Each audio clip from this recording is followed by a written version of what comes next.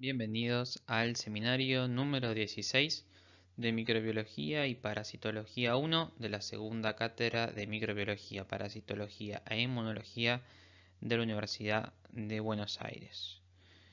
En la clase de hoy vamos a estar viendo el virus de la inmunodeficiencia humana y rotavirus. Mi nombre es Nicolás D'Amico y vamos a comenzar con esta clase. Bien, vamos a comenzar un poco recabando en ciertos aspectos importantes que tienen que ver tanto con la morfología como con el genoma, con los genes de este primer grupo de virus. En primera instancia, les quiero contar que el HIV es un retrovirus. Los retrovirus son virus descubiertos recientemente dentro de la historia de la microbiología, de la virología, básicamente. Como para definirlos y poner una base en común, y a partir de ahora podríamos definir a los retrovirus como virus de genoma ARN simple cadena que poseen intermediarios de ADN sintetizados por una enzima llamada transcriptasa inversa. Esta transcriptasa inversa entonces en realidad es un conjunto de proteínas, ¿sí? de enzimas que son capaces de realizar este procesamiento del material genético viral que vamos a describir más adelante. La transcriptasa inversa fue descubierta por los años 1970. Le valió tanto a Baltimore como a Temin un premio Nobel. Los retrovirus también podrían ser definidos entonces como virus ARN de polaridad positiva simple cadena que por medio de una retrotranscriptasa o transcriptasa inversa generan una molécula de ADN doble cadena, la cual es capaz de insertarse en el cromosoma de la célula huésped. Los retrovirus, básicamente los retrovirus humanos, pueden subdividirse en dos grandes grupos. Por un lado, los oncorretrovirus, que son retrovirus que tienen la posibilidad de generar transformación celular, y los lentivirus o retrovirus de lenta replicación, que básicamente tenemos allí ubicados al HIV y al HIV1, al HIV tipo 2, que lo que hacen es generar latencia dentro de las células y la destrucción o no de las mismas. Acá lo que podemos ver es un virión de un virus del HIV tipo 1 principalmente. Vamos a abordar un poco el aspecto morfológico, el aspecto estructural, describiendo desde afuera hacia adentro las proteínas más importantes. Es un virus que ronda aproximadamente los 100 nanómetros. Y de fuera hacia adentro podemos describir, en primera instancia, las proteínas de envoltura. Este es un virus envuelto. Las proteínas de envoltura son tanto la glicoproteína GP120 como la glicoproteína GP41. Por dentro vamos a encontrar una membrana celular y las proteínas celulares asociadas. Dentro de la envoltura de una partícula de HIV tipo 1 vamos a encontrar una densidad significativa de moléculas del complejo mayor de histocompatibilidad tipo 2. Y esto va a explicarse ya que de la célula de la cual emerge es una célula la cual posee importante cantidad de este tipo de molécula del complejo mayor de histocompatibilidad. Por dentro lo que vamos a ubicar es la matriz proteica. La matriz es básicamente todo espacio que se va a encontrar entre la envoltura y la cápside, ¿sí? Y la matriz está principalmente conformada por la proteína P17. La proteína P17 posee un dominio de unión a la glicoproteína 41, que termina siendo una glicoproteína transmembrana, la cual, esta última, se encuentra también unida a la GP120. Por dentro Acá podemos ver otra imagen, tanto una microfotografía como otra esquematización de este virus. Podemos ver que la cápside, ¿sí?, va a estar conformada por la proteína P24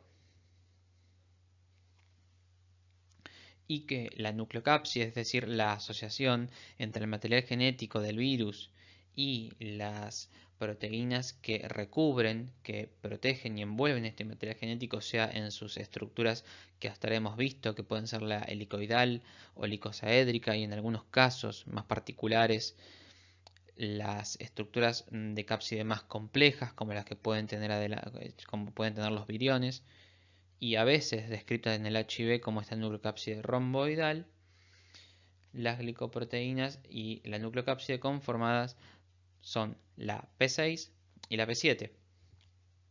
A recordar, y más adelante, la P6 se va a unir a BPR y la P7 se une al ARN, que es el ARN de la nucleocápside de este virus. Existen también proteínas virus específicas, las cuales son esenciales para la replicación. Estas son las de función de integrasa, de proteasa y de transcriptasa inversa. Hay que tener en cuenta entonces que el genoma de este virus está compuesto de ARN, que generalmente posee dos copias, a veces se describe como un genoma diploide. Son dos copias exactamente iguales, pero así es como suelen venir prearmados estas partículas virales. Algunas de estos extremos de ARN vienen con un pequeño extremo de ADN complementario sintetizado por la retrotranscriptasa, pero sin ninguna importancia funcional descrita hasta el momento. Esa BPR que mencioné previamente, unida a estas proteínas de la nucleocápside del núcleo, que son la P6, la BPR suele estar justamente en el núcleo y sirve para una función bastante relevante en el ciclo de replicación, que tiene que ver a la hora de realizar el transporte de algo llamado complejo de preintegración al núcleo. Más adelante hablaremos del mismo. Existen, aparte de todas las proteínas estructurales que estuve mencionando, proteínas llamadas reguladoras o proteínas accesorias. Las proteínas reguladoras y accesorias del HIV están únicamente presentes en la célula la cual está siendo infectada por el virus del HIV, en donde está sucediendo un ciclo de replicación. No así forman parte estas proteínas accesorias del virión ya conformado. En esta diapositiva lo que podemos ver, o lo que se encuentra presentado, por así decirlo, son las distintas secuencias genómicas ilustradas de no solamente el HIV tipo 1, sino del tipo 2 y también de otro de los retrovirus de importancia en la medicina del hombre, que es el HTLV1 y el HTLV2. Vamos a focalizarnos entonces en la secuencia del HIV tipo 1, que es este esquema del medio. Lo importante a tener en cuenta es que existen genes comunes a todos estos grupos de los retrovirus, ¿sí?, que son grupos de genes como allí están descritos, llamados GAG, POL y EMB. Los GAG, POL y EMB son los genes constantes para todos estos retrovirus y, por ejemplo, dentro del sector que involucra a todos los EMB, como aquí está marcado, van a corresponder a que en su transcripción y traducción configuran las glicoproteínas de envoltura, de allí su nombre abreviado, lo cual simplifica un poco el estudio, GP120 y GP41. La secuencia genómica correspondiente a POL configura o da el resultado proteico del complejo de la polimerasa, integrasa y proteasa. Y finalmente GAG configura sobre todo proteínas estructurales pertenecientes a la cápside, a la matriz y de la unión de algunos ácidos nucleicos, como se puede observar.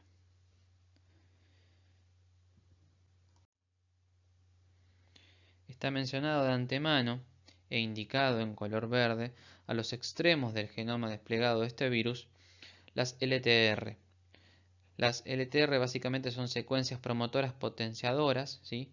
Que son long term repetitions, es decir, secuencias de repetición larga que más adelante le daremos su rol y su importancia a la hora de la replicación retroviral.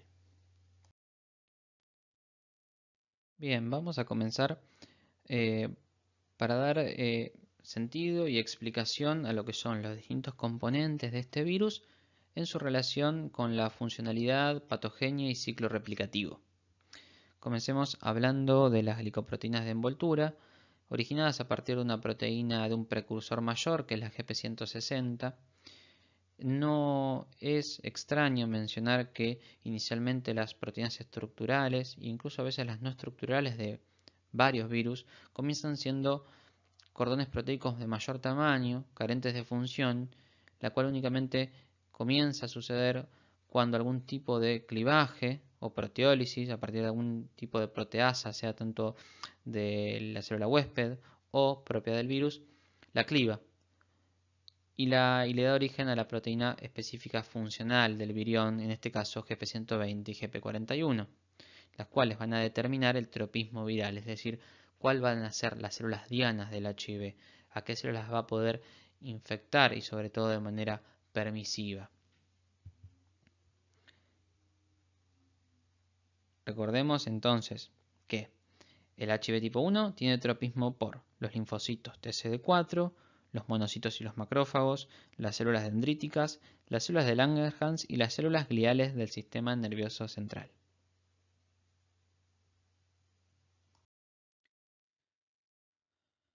Vamos a dar entonces puntapié inicial con el virus de la inmunodeficiencia humana y específicamente vamos a estar hablando del VIH tipo 1. Si bien existen dos tipos importantes a nivel del mundo que son el HIV tipo 1 y tipo 2, ya que sus genomas presentan hasta un 50% de la homología genética, el HIV1 es el responsable, es el que se encuentra distribuido en la mayor parte del planeta y el que origina los mayores casos de transmisión y nuevas infecciones. El HIV tipo 2 se encuentra mucho más limitado, principalmente en territorios del África e incluso del Asia. No trasciende más allá de ellos por el momento. El HIV tipo 1 puede subdividirse en los grupos que allí ven, dentro de ellos el grupo M es el más frecuente, mientras que este mismo se puede incluso subdividir en ciertos tipos. Esta aclaración no tiene mucha relevancia en lo que es referente a la enfermedad que produce, que es la infección clónica por VIH e incluso la posibilidad de la progresión al síndrome de inmunodeficiencia adquirida o SIDA, porque se presentan todos de la misma manera. Lo otro importante a recordar es que en todos los individuos que se encuentran infectados por VIH, es decir, que son VIH positivos, conviven, ¿sí? Subsisten un montón de tipos de virus VIH parecidos, pero para nada iguales entre ellos, por pequeñas diferencias, y esto es lo que genera el concepto de las cuasi especies que más adelante desarrollaremos. Vamos a comenzar puntualmente por el ciclo replicativo de un virus VIH tipo 1. Según la secuencia, según la configuración que tenga esa glicoproteína 120, vamos a poder decir que ese virus es preferentemente tipo T linfotrópico, ¿sí? O macrófagotrópico. En algunos casos, el virus del VIH puede tener un tropismo dual y preferentemente infectar no o un linfocito o un macrófago, sino a ambos por igual. Se dice que este tipo de tropismo aumenta la infectividad y la severidad de la infección.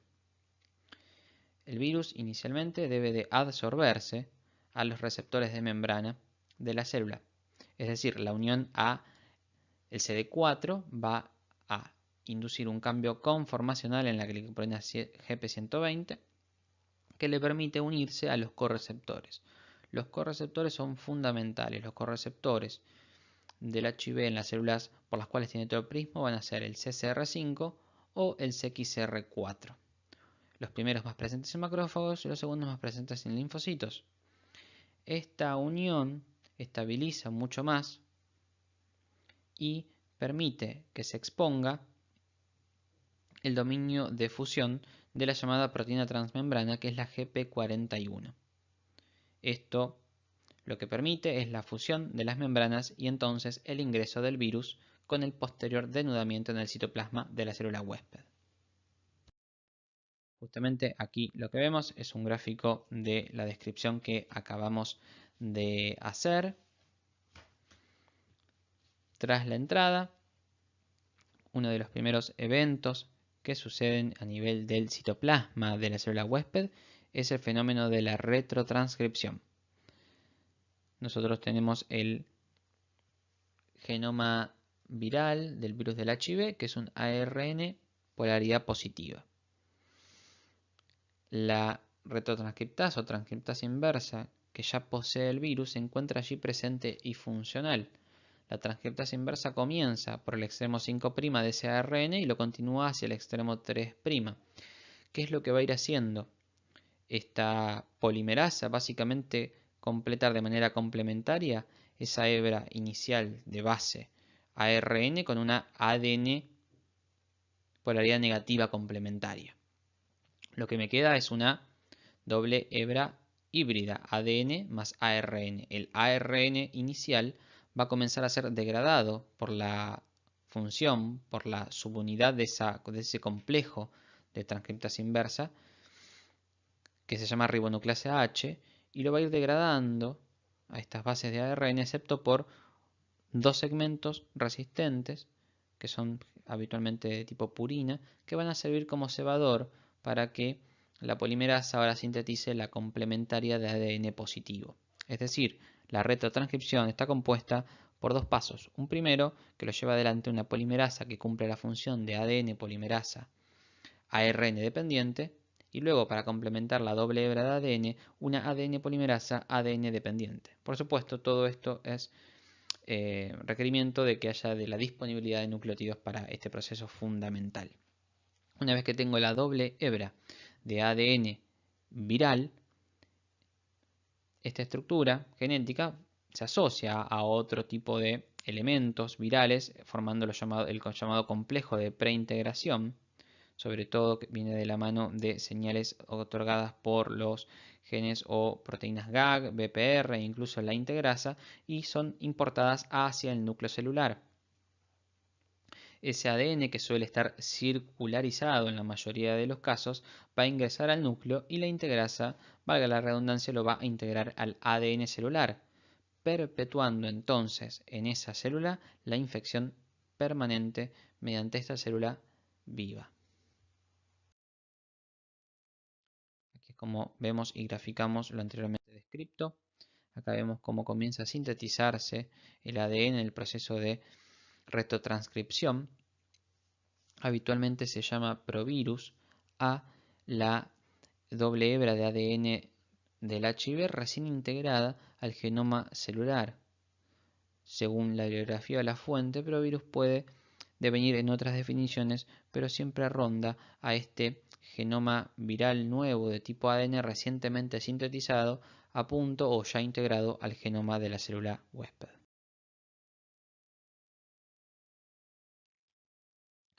Esta integración genómica del ADN viral al ADN cromosómico viene de la mano de la integrasa y siempre uno se pregunta qué zona del genoma celular, que es amplio, puede llegar a integrarse.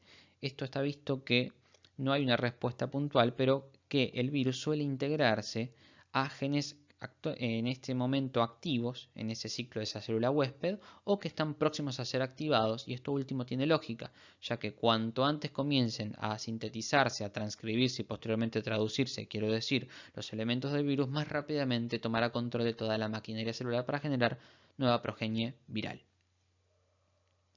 Una de las preguntas que se propone es si el virus puede sobrevivir no integrado dentro de la célula de respuesta es sí. Está visto que en ciertas células de tipo quiescentes, es decir, adormidas, tienen una forma intermedia en la cual este virus subsiste, estando inicialmente en células no permisivas, pero que cuando se activan por algún tipo de factor mitógeno, algún tipo de estimulador de la replicación de estas células, el virus se reactiva y completa el ciclo. Así como hay proteínas estructurales antes mencionadas, yo les mencioné algunas proteínas llamadas proteínas regulatorias o proteínas accesorias. Estas proteínas tienen una relevancia tremenda dentro del ciclo replicativo, pero nunca suelen estar presentes en el virión infectante. Existen proteínas reguladoras como TAT y REB esenciales para la replicación viral. En un linfocito TCD4 infectado que es estimulado por la presencia antigénica, TAT y REB son activadores o promotores, como se dice, de la síntesis de los transcriptos virales, justamente. REB, que es el regulador de la expresión de proteínas del virión, básicamente lo que hace es promover la exportación de transcriptos no empalmados y parcialmente empalmados al citoplasma. Así como el resto de los ejemplos son NEF, BPU, BPR y BIF. NEF es simplemente un factor regulador negativo, internaliza y degrada los CD4, evita que varios virus del VIH infecten un mismo linfocito TCD4. Esto hace a la productividad de la infección única que sucede por ese virión. Disminuye a su vez la presencia de CMH2 en la membrana. Esto va a evitar el reconocimiento por los linfocitos TCD8 que cumplen un rol importante en la primera barrera de detección de las células infectadas por VIH y destrucción. Así que su acción patogénica termina siendo clave.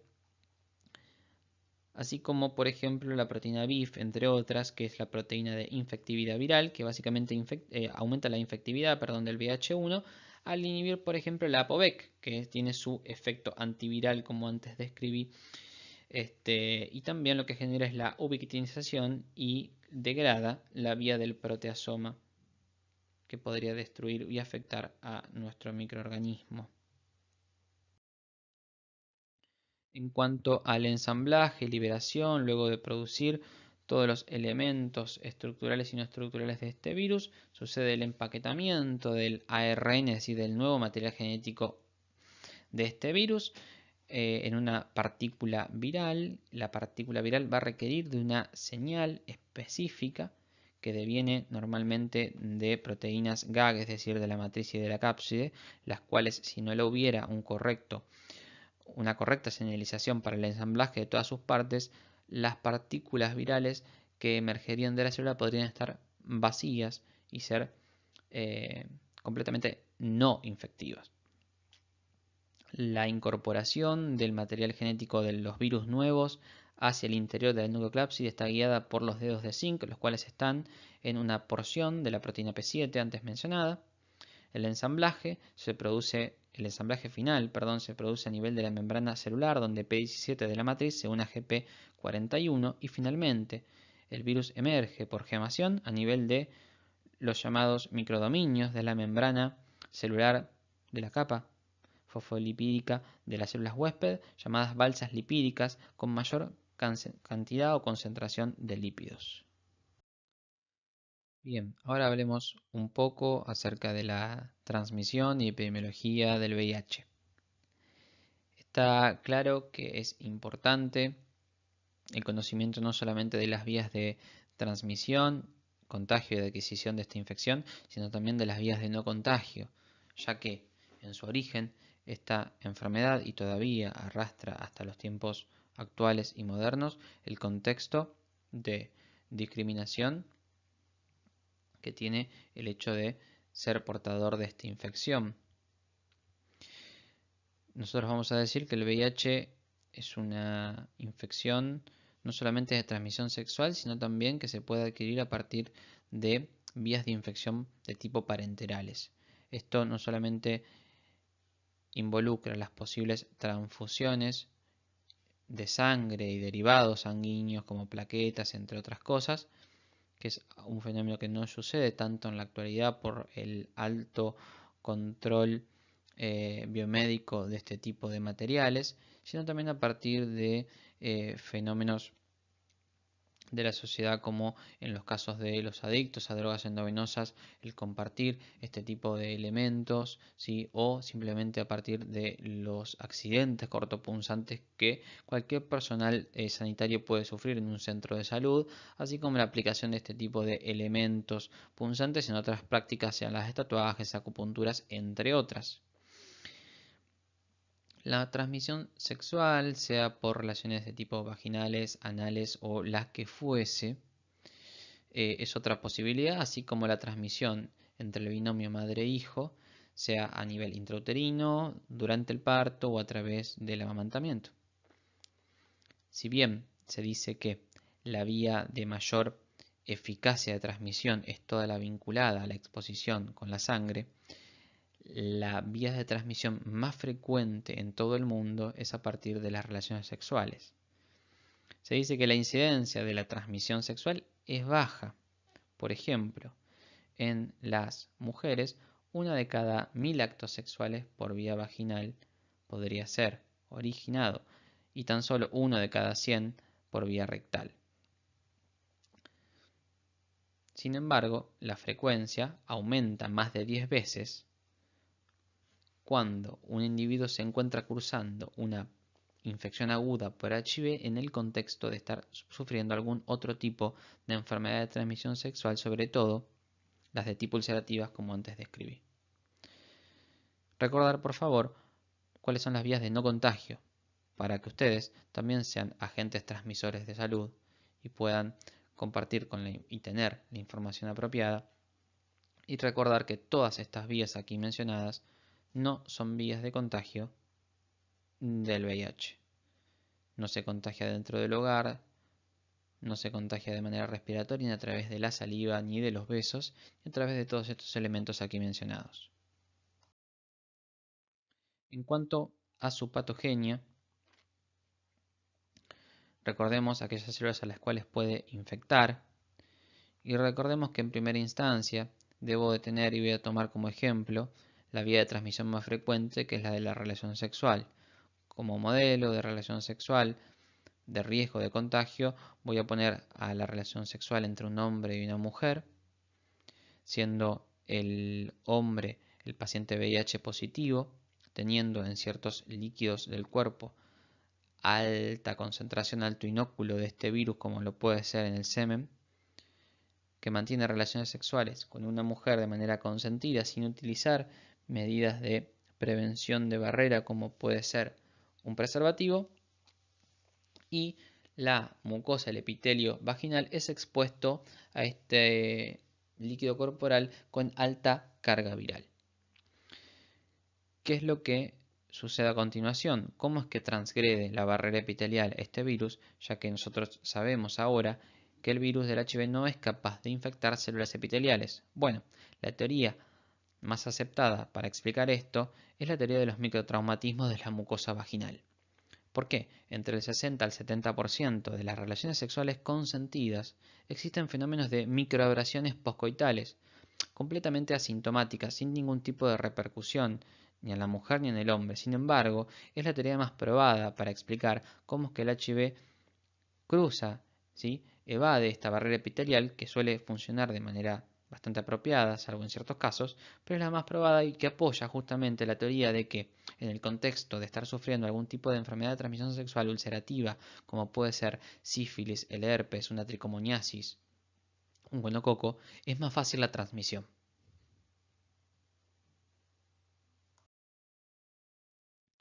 Más allá de que sepamos de que el virus puede tener preferentemente la posibilidad de infectar inicialmente macrófagos o linfocitos, esto no nos va a cambiar la manera de pensar. Existe en la célula dendrítica, la cual es la primera célula infectada por el virus del VIH, y esto es así ya que la célula dendrítica, a diferencia de, por ejemplo, un linfocito T, tiene mucha más capacidad endocítica, es capaz de activar otros linfocitos T naive.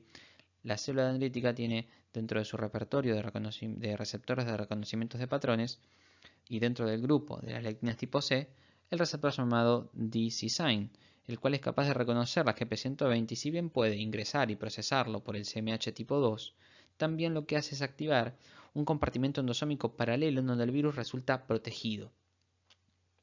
En cuestión de horas, y según lo estudiado en inmunología, en cuestión de horas, la célula dendrítica ahora activa, ya que detectó algo extraño, lo procesó, lo intenta exponer, se activa, madura y migra hacia los ganglios drenantes de esta zona del cuerpo, en donde su objetivo es activar linfocitos T vírgenes.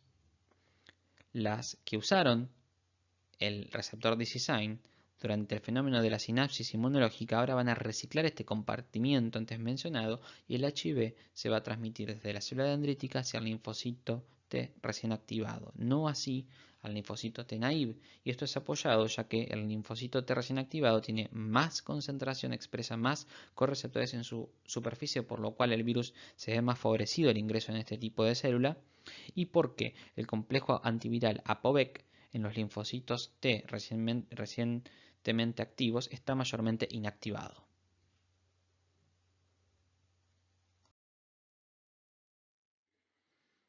Es entonces que las células dendríticas ponen en marcha la inmunidad antiviral porque reconocen, procesan y presentan al HIV, pero también lo diseminan. Este es un gráfico en el cual se puede ver o se propone cómo es el mecanismo de ingreso del HIV al organismo. Esto es un poco lo que hemos estado charlando hasta el momento.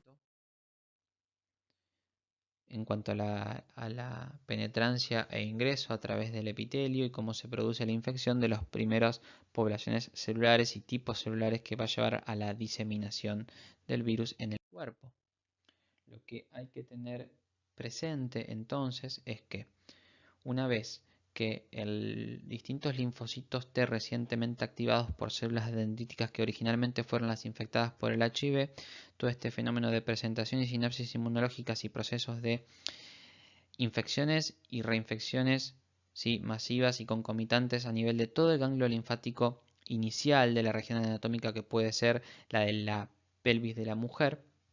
Todos estos ganglios linfáticos secundarios van a empezar a eh, clonar exponencialmente estos linfocitos que nuevamente van a ser infectados uno a uno por nuevos virus del VIH. Al cabo de 48 o 72 horas se va a producir un fenómeno de drenaje por vías eferentes linfáticas de una gran cantidad de linfocitos T que salen a circulación por los cambios en sus receptores y patrones de activación, y a su vez un montón de partículas de HIV, de virenes del HIV infectivos, que una vez que atraviesan el conducto torácico pasan a la circulación sistémica, y no solamente linfocitos T infectados se encuentran ahora circulantes, sino también una alta carga del virus en sangre. Y esto ocurre posterior a los primeros 3 días de haber sufrido la primera infección por VIH. Una vez que se encuentra libre en toda la sangre del cuerpo, el virus del VIH no elige ingresar a cualquier tipo de parénquima, sino que lo va a hacer en donde haya mayor cantidad de células dianas para él. Y esto va a ser donde haya gran cantidad de CD4, es decir, en los linfocitos y sobre todo en los tejidos linfáticos, en los ganglios linfáticos asociados a la mucosa, que es donde más presente linfocitos T de memoria tenemos en el cuerpo. El MALT y específicamente el GALT del tracto gastrointestinal es uno de los primeros blancos linfocitarios de este virus.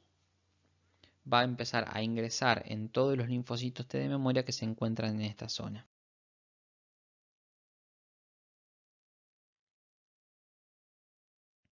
Conforme pasa el tiempo, se va a establecer un fenómeno llamado enteropatía crónica por HIV, es decir, conforme pasan los días, semanas y meses, la histoarquitectura del GALT va a empezar a afectar incluso la funcionalidad de la barrera gastrointestinal que, como ustedes saben, porta de un microbioma, de una microbiota habitual. Si bien esto al principio no produce ningún tipo de consecuencia en cuanto a las infecciones que puedan ocurrir por las bacterias que se encuentran en la flora gastrointestinal, pequeñas partes de estos microorganismos, por la alteración arquitectónica de la histología de estos ganglios que se encuentran bien subyacentes a la mucosa intestinal, comienzan a activar esos linfocitos T de memoria que en su gran mayoría se encuentran ya infectados por el VIH. Esto produce que los linfocitos T de memoria se reactiven, el ciclo replicativo del virus en esa célula previamente quiescente se reactive y nuevas progenies virales aparezcan y nuevas infecciones celulares por este virus ocurran. Y esto está perpetuado crónicamente en el tiempo a manera de ciclo vicioso. Existen muchos otros territorios del cuerpo afectados por el VIH, acá mencionados, para que los tengan a mano, no solamente la infección de los ganglios linfáticos, sino también de un montón de aparatos del organismo. El modelo de enteropatía crónica que perpetúa la infección crónica en el tiempo durante toda la vida de la persona es lo que se puede observar en este gráfico del Principles of Virology. Se afecta no solamente al sistema hematopoyético, sino que el sistema inmunológico se va a afectar, a alterar en su función. Y recuerden que la infección por VIH no solamente genera inconvenientes en la inmunidad celular, sino que también en la humoral, entendiendo la humoral como, por ejemplo, la presencia de anticuerpos que devienen de monocitos y linfocitos B, los cuales durante una infección crónica por VIH son linfocitos B activados de manera aberrante, de manera errónea, produciendo una respuesta inmune que inicialmente viene de la mano de células NK, de linfocitos TCD8, interferón gamma, como elementos antivirales clásicos, pero dada el mecanismo de evasión del virus del VIH, que es el hecho de afectar específicamente células de la inmunidad justamente y recluirse en territorios en los cuales estas células no son capaces de detectar lo que es adentro de los linfocitos y otras células de la inmunidad como los macrófagos, falla el reconocimiento inmunológico y la respuesta inmunológica efectiva. Así como también les menciono que anticuerpos neutralizantes en las primeras semanas de la infección son producidos, pero rápidamente son inefectivos. Existen tenores de anticuerpos durante todo el curso de la infección del VIH, pero esos anticuerpos son no efectivos. Nosotros los utilizamos para el diagnóstico, pero en el sistema inmunológico son inútiles. En cuanto a la evasión de la respuesta inmunológica, sabemos que tanto el brazo de la inmunidad innata como la inmunidad adquirida, tanto celular como humoral, juegan un rol en la mayoría de las infecciones. Aquí, como vemos, inicialmente tiene un rol, el cual rápidamente es sorteado por este virus. Con el tiempo y en el transcurso de las primeras semanas aparecen los primeros anticuerpos, los cuales hemos mencionado que son no neutralizantes dados los fenómenos de escape genético del virus, es decir, dado que la retrotranscriptasa o transcriptasa inversa genera mutaciones en las secuencias, sobre todo de ciertas proteínas del virus. Si esto sucede a nivel de la glicoproteína GP120, la cual tiene sectores de mayor variabilidad de secuencia, podemos obtener glicoproteínas GP120 útiles para el reconocimiento e ingreso del virus en nuevas células, sin embargo, que fallan a la hora de lo que los anticuerpos las reconozcan. Entonces, rápidamente se genera la evasión de la inmunidad mediante esta forma. Esta curva se las voy a comentar para que lo entiendan. Tiene una importancia enorme a la hora de la interpretación de la evolución natural, de la historia natural de la infección por VIH. Imagínense que esto es el tiempo, ¿sí?, que ocurre de manera independiente, el pasar del tiempo en una persona que adquirió una infección por VIH, y este es el recuento de sus linfocitos. Como ven, la persona comienza al ser HIV negativa con un título normal, fisiológico de estos linfocitos T, como pueden ser alrededor de 1000. Y una vez que comienza la primera infección, en este momento cero, la carga viral, que se mide, se dosa en sangre, comienza a aumentar de manera exponencial hasta lograr este pico al cabo de las primeras 3 a 4 semanas de la primera infección, y empiezan a descender los linfocitos TCD4 también medidos en sangre periférica. Esto justamente es porque a mayor cantidad de carga viral, menor cantidad de CD4 por el fenómeno de destrucción y afectamiento que genera a este nivel. Conforme pasa el tiempo y ya deja de percibirse una secuencia temporal específica y esta etapa de la enfermedad comienza a abrirse con el correr del tiempo hasta lograr semanas, meses y años, comienza el periodo de clínico de latencia y justamente es clínico y nada más que clínico, es decir, la persona no suele tener ninguna expresión de la enfermedad, sin embargo aquí sí sigue ocurriendo nuevas infecciones porque no dejan de infectarse nuevas células, sobre todo linfocitos T, a partir de la generación de nuevas y mayor cantidad de progenies a partir de células huésped.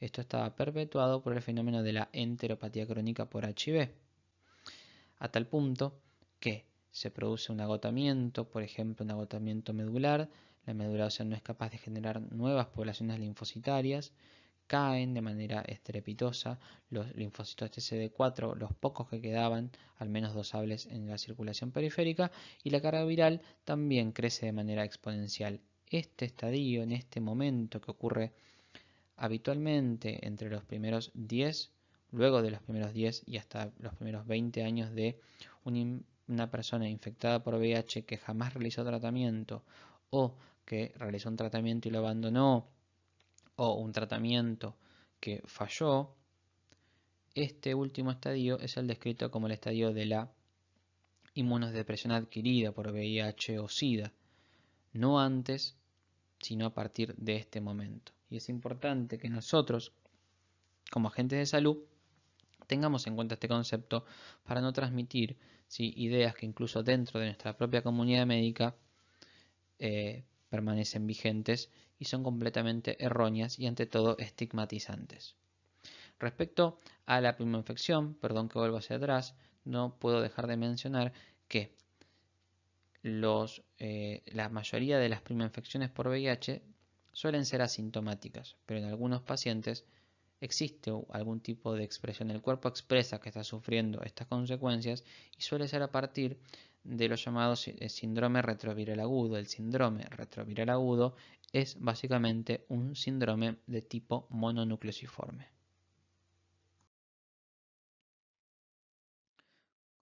Es en el momento de las primeras 2 a 3 semanas de la primoinfección que sucede este pico de carga viral que yo les mostraba. En este momento, y como nunca más va a suceder en el transcurso de la vida de este paciente, va a tener la mayor carga viral en sangre que alcanza hasta 10 a la 6 por partículas de virus por milímetro cúbico de sangre, siendo entonces el momento de la primera infección el momento de más fácil transmisión de este virus a una nueva persona a partir de, por ejemplo, una relación sexual descuidada.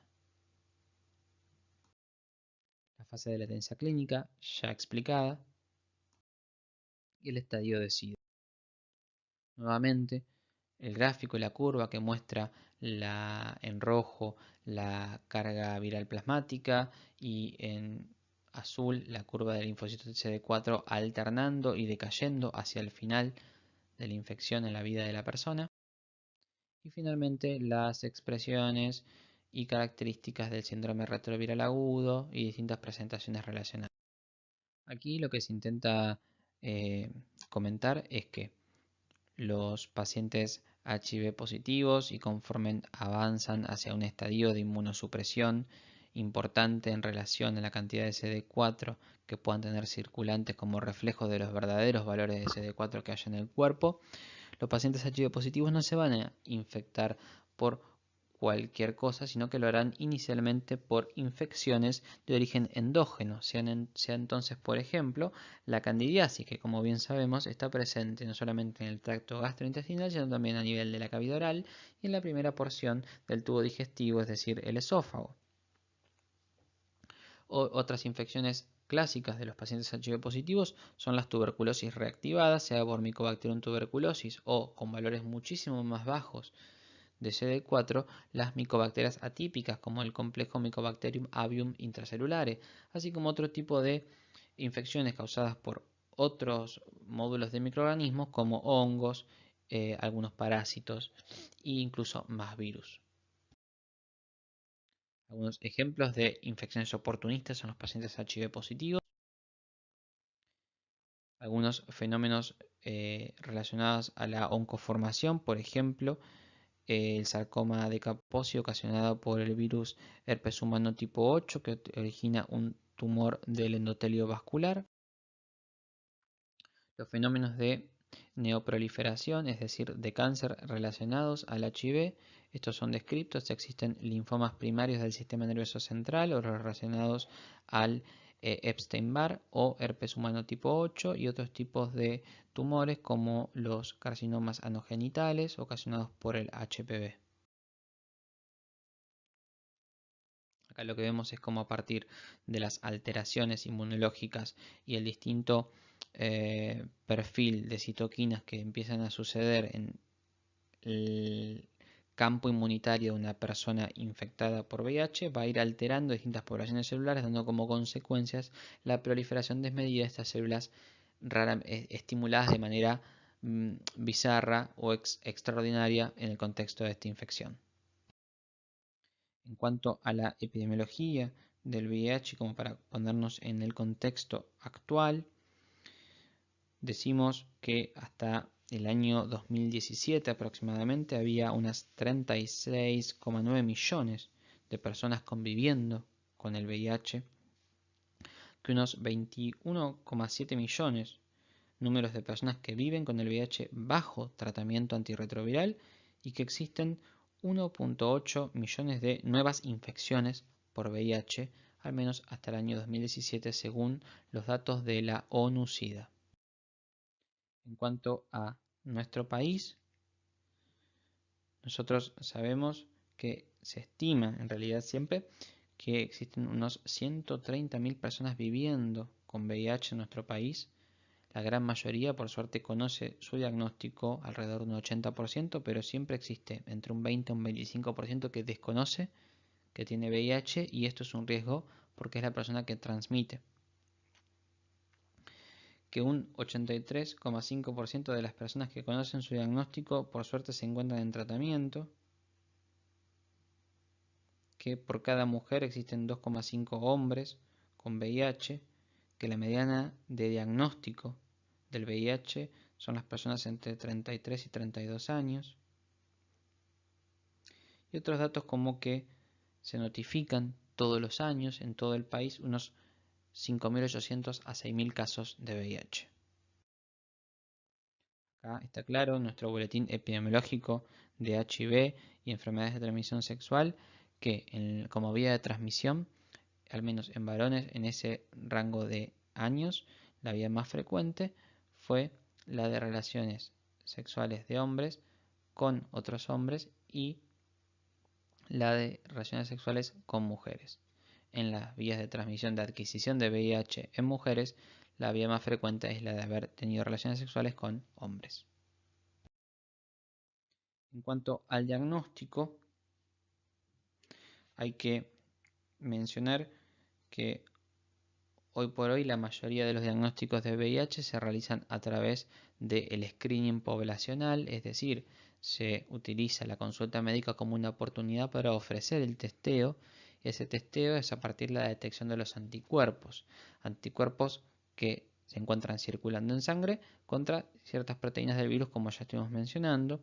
Suelen ser los conocidos ELISA, que son enzimas inmunoensayos, pueden ser de primera, segunda generación, incluso tercera generación, siempre y cuando detecten únicamente anticuerpos, y a veces lo que hacen es detectar puntualmente un antígeno del VIH como es el antígeno P24, llegando a llamarse test o ELISAs de cuarta generación.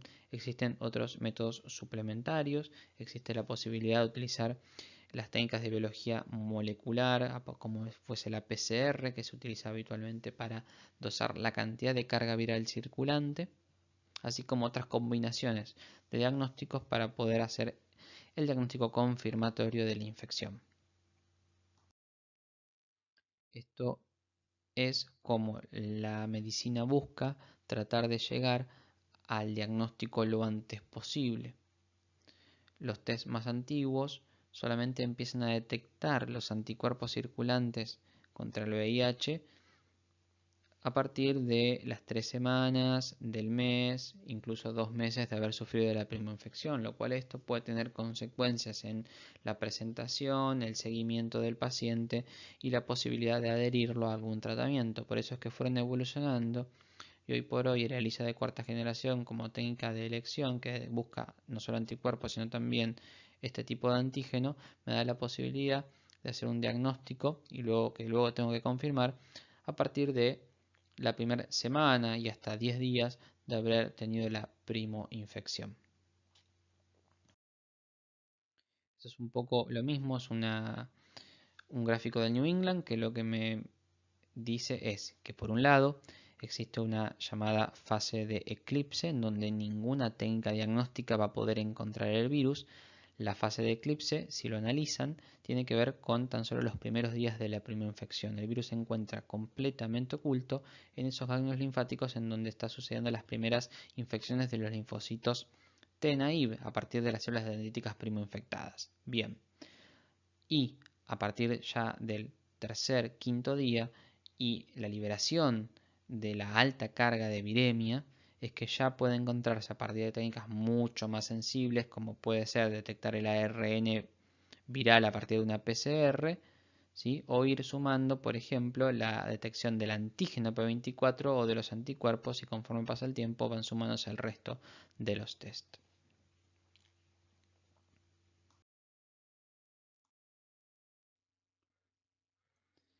Rotavirus es uno de los hasta 12 géneros descriptos de la familia Rheoviridae.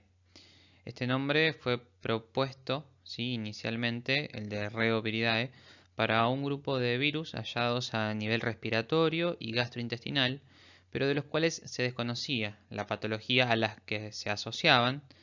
De ahí entonces sus siglas y que Rheo signifique Respiratory Enteric Orphan Virus. Más adelante se observó por microscopía electrónica en biopsias de duodeno de niños que presentaban un cuadro de diarrea, virus de una morfología similar a una rueda con rayos cortos y de borde externo liso y a los cuales se los terminó denominando rotavirus. Este género posee unos 7 grupos que van de la A a la G en base a la diferencia principalmente antigénica de una de sus proteínas estructurales más importantes llamadas BP6. Los grupos A, B y C causan patologías en humanos más frecuentemente, siendo los rotavirus del grupo A los más importantes como agentes causantes de diarrea en niños. Existe a su vez una clasificación posible a realizar en serotipos, teniendo en cuenta las diferencias en las proteínas estructurales BP7 y BP4. Las clasificaciones pueden ir tornándose aún más específicas en lo que a subgrupos y subtipos se refiere. Son virus, como aquí lo indica, virus de genoma ARN de cadena doble, es decir, clasifican dentro del grupo Baltimore tipo 3 para virus ARN doble cadena segmentados, donde principalmente en biología nosotros tocamos a estos grupos de virus, a los Rheoviridae y puntualmente la verdad es que únicamente mencionamos a rotavirus, que no poseen envoltura, es decir, son desnudos y de cápside icosaédrica. Ahora vamos a ver algunas características estructurales principalmente relacionadas a los rotavirus. Como la imagen y las descripciones lo indican, entonces la mayoría de los reovirus, y por reovirus y rotavirus estoy haciendo básicamente referencia a lo mismo, poseen una doble capa de proteínas en su cápside, pero los rotavirus específicamente pueden poseer hasta unas 3 capas de proteínas que lo envuelven. Su genoma posee unos 11 segmentos, cada uno codifica para una proteína del virus, salvo un segmento que codifica para 2 de las proteínas no estructurales. Por un lado posee 6 proteínas estructurales que van de la BP1 a la BP4, BP6 y BP7, y 6 proteínas no estructurales que son de la NSP1 a la NSP6. La segmentación, es decir, que el material genético, el ARN, se presente en estos segmentos dentro de la nucleocápside, esta segmentación se cree que podría hacer posible que, por ejemplo, durante una coinfección haya una reasociación de segmentos entre ambos tipos de virus, surgiendo nuevos tipos de variantes, que es un fenómeno presente también en otros tipos de virus de material genético segmentado, aunque monocatenarios, como es el caso de los ortomixovirus o el grupo de los ortomixoviridae, donde vieron el virus de la gripe, el H1N1, entre otros, que vieron los procesos posibles de recombinación y reasociación genética, que es un fenómeno que podría también proponerse en estas infecciones, dada las similitudes estructurales y de segmentación de su material genético. Deteniéndonos un poco en esta imagen que vamos a utilizar como modelo de rotavirus, vamos a describir un poco, probablemente de afuera hacia adentro, las proteínas descriptas que forman parte de este virión. Como ven acá, en lo que está mencionado como cápside más externa, recuerden que mencioné que puede tener hasta 3 capas proteicas que recubren a esta nucleocápside de este virus, y en el caso de los rotavirus, dependiendo de la fuente o de la bibliografía, se mencionan entre 2 a 3. Como ven, en lo más externo del virus podemos ver estas dos proteínas que se encuentran combinadas, que son tanto la BP8 como la BP5. La BP8 es la más distal y la BP5 que atraviesa y se ancla a este nivel, las cuales en realidad dan origen a las llamadas espículas BP4, es decir, BP4 está formada por la asociación de tanto BP8 como BP5. Habitualmente el clivado de estas dos proteínas viene de la mano de la acción de la tripsina en el medio en el cual el virus se encuentra, que es el del tracto gastrointestinal, y lo que hacen es habitualmente permanecer asociadas, facilitando lo que va a ser la penetración celular. Y el hecho de que la BP4 sea verdaderamente el receptor o no que utilicen este virus para ingresar a las células siempre se encuentra en discusión, pero se propone que puede ser una posibilidad. Ingresando un poco, vemos a la proteína BP7. Luego acá, cuando ven mencionadas BP1 y BP3, normalmente está indicando a la proteína polimerasa, que es una proteína no estructural del virus. En la cápside intermedia vamos a darle una connotación especial a la proteína BP6, ¿sí?, que principalmente lo que da es integridad estructural y forma parte entonces de la cápsula intermedia. Y como proteína de la cápside interna, la proteína que predomina a este nivel es la proteína BP2.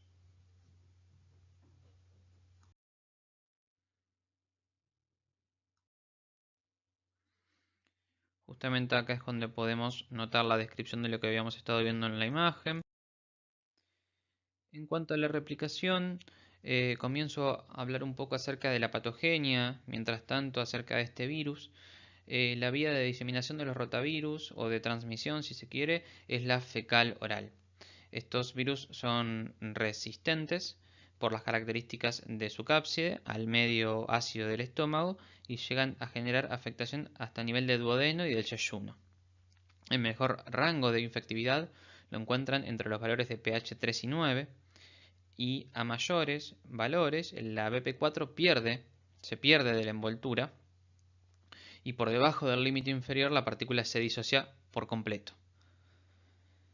En lo más interno del virión se ubica el genoma junto con las proteínas BP1 a BP3 vinculadas entonces a la función de polimerasas, BP2 forma parte de la cápside interna, PP6 el principal componente estructural del virus, por decirlo de alguna manera, al cual le otorga integridad, que esto ya lo mencioné, compone la cápsula intermedia, y BP7 que forma parte de la cápside externa junto a BP4, la proteína espiculada, y BP7 y BP4 inducen también la formación de anticuerpos específicos protectores de ese serotipo. En cuanto entonces a su replicación, nosotros nos encontramos con el virión infectivo descrito de manera completa como hemos hecho hasta el momento, y en este entorno digestivo en el cual el virus se va a encontrar Inicialmente yo tengo la proteína BP4, ubíquenla, que es clivada por enzimas similares a la tripsina, exponiendo las fracciones de BP5 y BP8 que quedan asociadas a la superficie. Esto facilita básicamente la penetración celular, da origen a la llamada ISBP o partícula infecciosa subviral intermedia con capacidad infectiva. El receptor específico está aún en discusión, así como la forma de ingreso del virus a la célula, que puede ser por endocitosis o penetración directa del genoma al citoplasma incluso. La forma en que se comienza a transcribir propone que solo se sintetizan hebras de ARN de polaridad positiva a partir de la cadena negativa del genoma. Esta funciona como un ARN mensajero para la síntesis de proteínas y como molde para la aparición de nuevas hebras negativas, las cuales se asocian rápidamente a una cadena positiva para resultar en el ARN doble cadena, que forma parte del genoma viral real.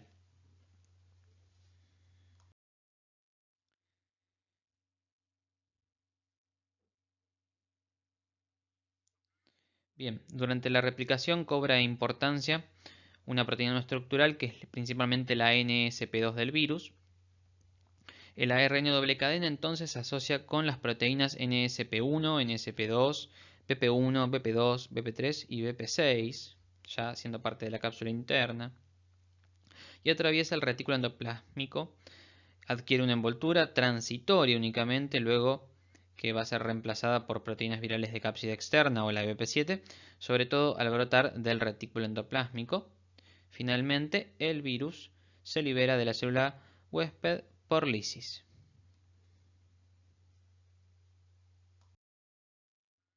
Acá podemos ver algún modelo de ciclo replicativo en las células entéricas.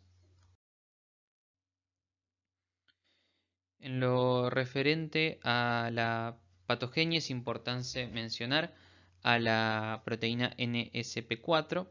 La proteína NSP4 se considera una enterotoxina viral. Este concepto, la verdad, es poco utilizado en otros modelos virales, pero cobra una redundancia y desde una cuestión histórica en el estudio de este virus se considera con esa función a esta proteína viral. Básicamente lo que hace es estimular el ingreso de calcio intracelular y la salida de cloro. Se vincula al estímulo del sistema nervioso entérico y a las alteraciones de componentes del citoesqueleto del enterocito, que cumple un rol fundamental en la polarización de su función. Se propone que los receptores a los que se une en SP4 como enterotoxinas son edad dependientes, lo que explicaría la mayor frecuencia de este tipo de infecciones por este virus en niños y la mayor repercusión del cuadro en este tipo de población. Esto se suma a que la replicación viral, que lleva al bloqueo de la síntesis de proteínas celulares, la vacuolización e inclusiones citoplasmáticas y consecuente pérdida o acortamiento de vellosidades que también sucede. La patogénesis de este cuadro infeccioso resulta multifactorial por lo tanto.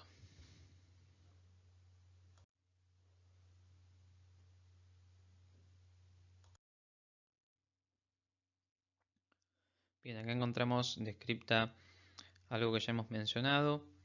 El cuadro de presentación está vinculado a la diarrea líquida, principalmente en la población pediátrica. Vale mencionar como de importancia este concepto acerca de que la inmunidad frente a la infección requiere la presencia de anticuerpos, principalmente la inmunoglobulina A. Recuerden entonces que esta inmunoglobulina es la que está asociada y la que tiene la posibilidad de estar presente o, como se dice, a partir de la secreción de las mucosas, y como el tracto gastrointestinal es básicamente la mucosa más grande y más amplia que podemos encontrar en el cuerpo humano, es que allí hay una alta carga y la mayor cantidad de inmunoglobulina A que produce nuestro sistema inmunológico y es la que principalmente hace frente a la infección. Bien, acá lo que podemos ver en este gráfico, en esta imagen que se publicó hace varios años en un artículo de Nature, es algún modelo patogénico del rotavirus en lo que puede ser la acción sobre la luz gastrointestinal. Acá vemos los enterocitos, el virus y distintos escenarios. Básicamente lo que faltan son las referencias, que se las puedo ir mencionando. Acá en este punto 1 lo que plantea es que los anticuerpos son directamente generados contra las proteínas del virus BP4 o incluso BP7, lo cual pueden prevenir la unión y la penetración viral.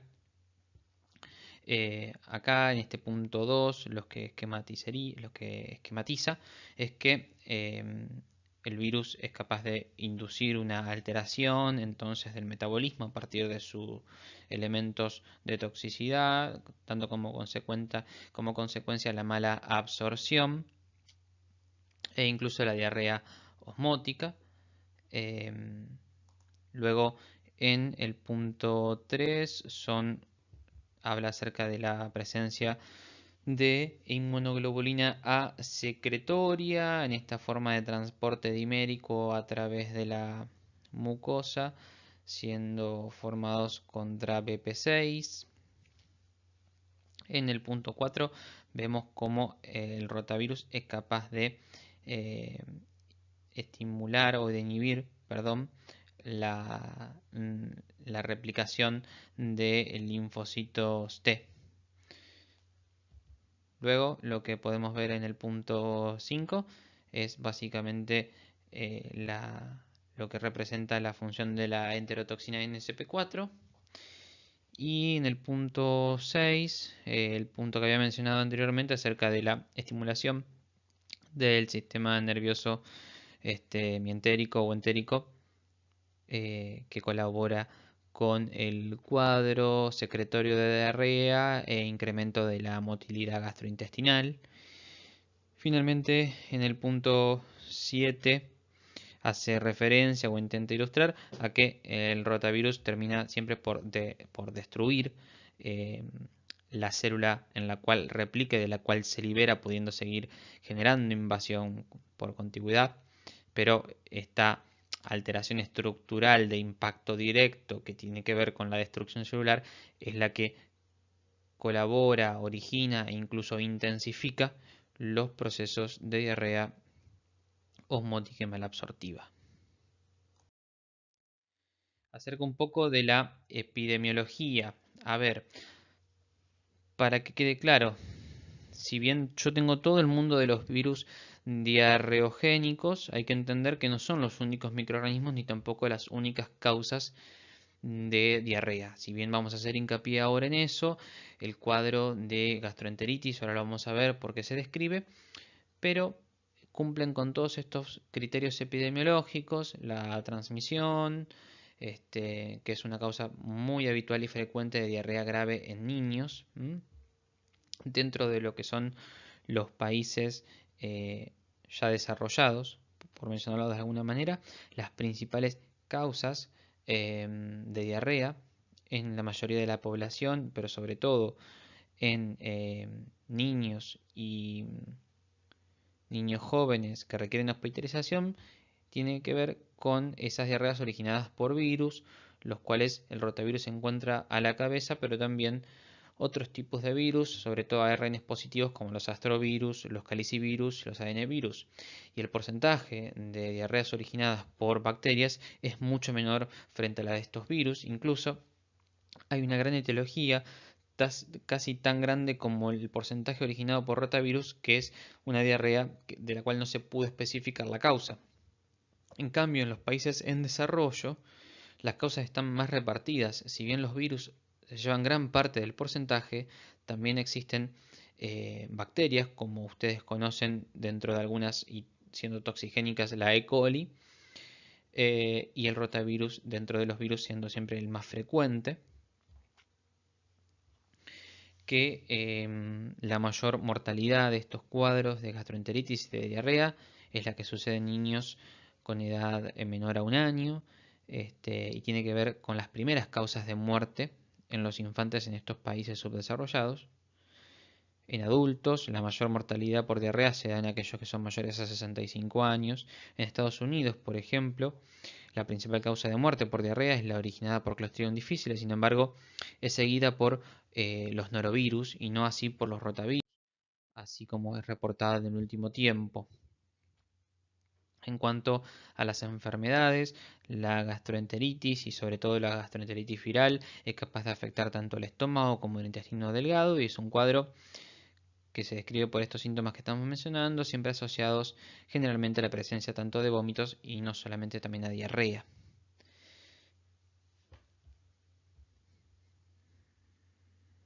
En Estados Unidos, por ejemplo,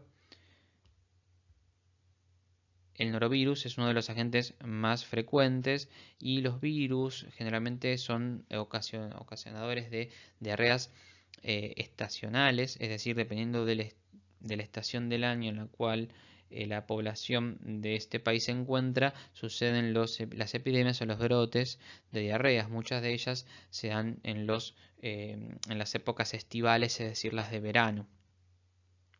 Como les decía, el norovirus es uno de los agentes más frecuentes y es común en poblaciones más cerradas. Las causas bacterianas en Estados Unidos vienen de la mano de Salmonella, de Campylobacter, de Shigella, de la E. coli O157H7, incluso por ciertos agentes de tipo Vibrios e incluso Yersinia. El punto a mencionar como relevante es que rotavirus ha disminuido desde lo que fue la introducción de la vacuna. Y los parásitos siempre se encuentran asociadas frecuentemente, las parasitosis intestinales, a los fenómenos de diarrea persistente. En cuanto a los calicivirus humanos que estoy mencionando últimamente, en realidad hay una familia llamada Caliciviridae, la cual dentro de ella se encuentran tanto los norovirus como los sapovirus. Antiguamente se los llamaba los virus tipo Norwalk y los virus tipo Saporo. Los norovirus entonces son una de las causas más común de brotes de gastroenteritis que afectan a todos los grupos etarios en general. Pero es importante que más allá de que el diagnóstico siempre sea principalmente clínico, siendo pocas veces eh, requerido el hecho de tomar una muestra microbiológica para estudiar específicamente la posible etiología microbiológica, y dentro de ellas la posibilidad de que sea viral a partir de estos elementos que les mencionamos ahí. La serología no es tan usada, sin embargo la detección de antígenos por ELISA o la aglutinación en látex sí lo es. La utilización de la vacuna, ya insertada incluso en nuestro calendario de vacunación nacional hace varios años, teniendo la posibilidad de utilizar por calendario la vacuna a virus atenuado, que tiene una administración vía oral a partir de 2 dosis, y otra vacuna que es a virus atenuado pero con otro tipo de administración. Lo importante de esta vacuna es que ha logrado bajar entonces la incidencia de estos fenómenos gastrointestinales. Por lo tanto, el impacto en la mortalidad infantil claramente ha colaborado y ha disminuido un poco gracias a todo esto, a su vez a cortar el ciclo de transmisión, dado que al simular la vía de ingreso, la vacuna en oral que se da en gotas, logra generar un buen tenor de inmunoglobulinas A, de anticuerpos, que son claramente los más utilizados en la protección del cuerpo frente a este virus, que son los de la inmunoglobulina A secretados en la mucosa gastrointestinal. Muchas veces, y tenemos el gran ejemplo de la vacuna contra la polio, que existe tanto la que se administra por vía oral como la que se administra por vía parenteral, es decir, la inyectable, que esta última no logra el tenor de anticuerpos suficientes a nivel de la mucosa gastrointestinal, que al ser la vía de ingreso de estos microorganismos, tener la inmunoglobulina es la que me permite generar la defensa apropiada. Bien, con esto estamos terminando entonces nuestro seminario del día de hoy. Muchas gracias, y cualquier duda pueden agotarlas con sus ayudantes. Saludos.